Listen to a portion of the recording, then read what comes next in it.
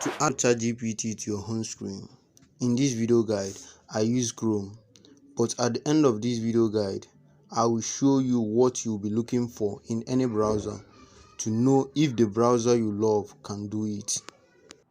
Here is how.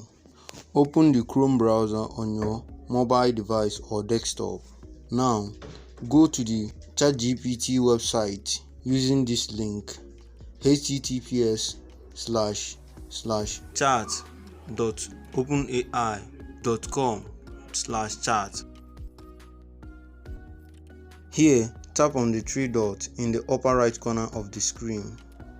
Now select Add to Home Screen from the drop-down menu by clicking on it.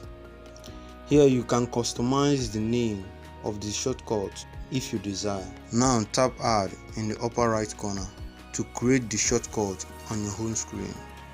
You should now see the ChatGPT shortcut like an application on your home screen.